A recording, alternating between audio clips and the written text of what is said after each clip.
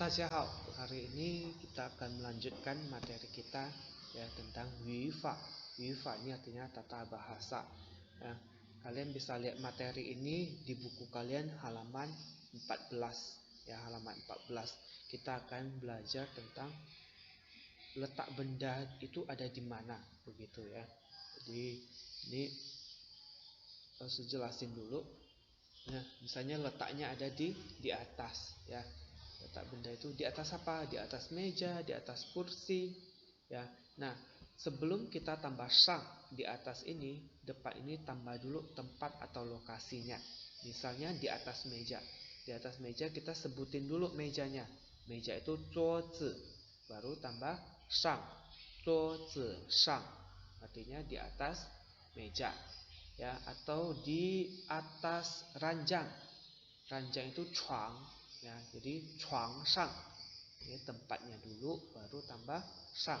Begitu juga di bawah ya, di bawah misalnya di bawah kursi. Kursi dulu, kursi itu 椅子 baru bawah 下 椅子下 椅子下 artinya di bawah kursi ya. Jadi terus di dalam juga sama, tempat atau lokasinya dulu baru li ya. Bisa di dalam kamar. Kamar apa? Kamar fangjian ya, sudah kita belajar minggu lalu. Fangjian li artinya di dalam kamar. Di dalam rumah jiali ya, jiali ya, di dalam rumah. Jadi tempat lokasinya dulu baru li. Pangbian di samping. Nah, sama tempat atau lokasi dulu baru pangbian. Misalnya di samping ranjang. Ranjang masih ingat apa? Ranjang itu 床 ya. Jadi 床旁边 ya, di samping ranjang.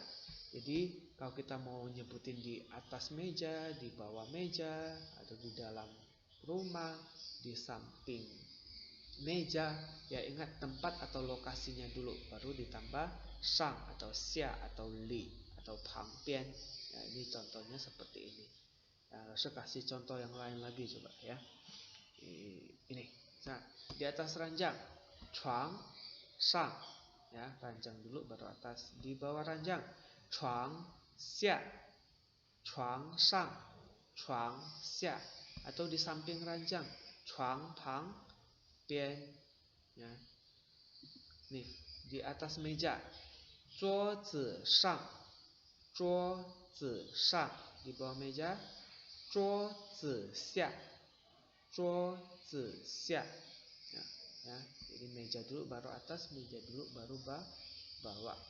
Contoh, di atas kursi, 椅子上 椅子上 di bawah kursi, 椅子下 椅子下 di samping kursi, misalnya di samping kursi, 椅子旁边 ya, 椅子旁边. Oke, itu beberapa contoh, bisa kalian nanti ikutlah baca sambil dipahami ya. Bagian-bagian penting silakan dicatat ya, contoh-contoh mau kalian catat juga boleh ya.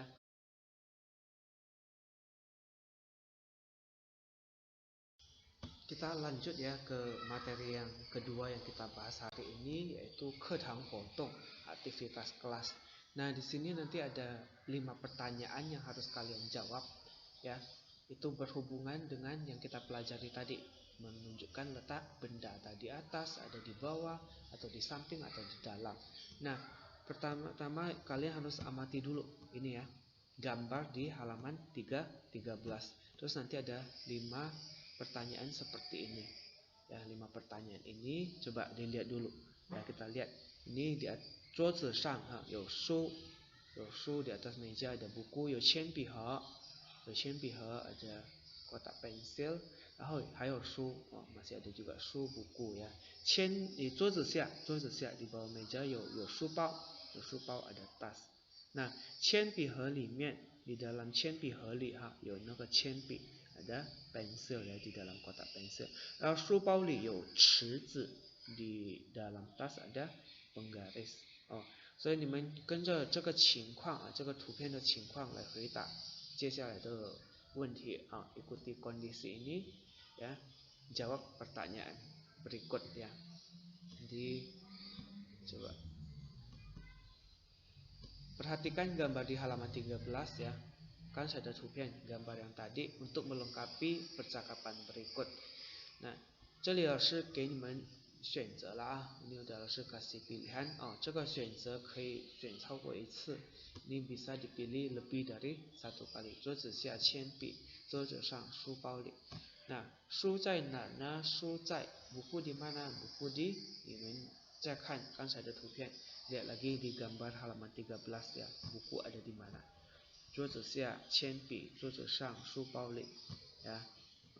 所以说你们就按照13页的那个最上面的图片来回答这些问题. Jadi ikuti gambar di halaman 13 ya. Gambar yang paling atas jawab. Ini ada 5 ya. Ini yang 1, 第二的，第3，第4，第5. Nanti 5 soal ini akan 老师 post juga di Google Classroom.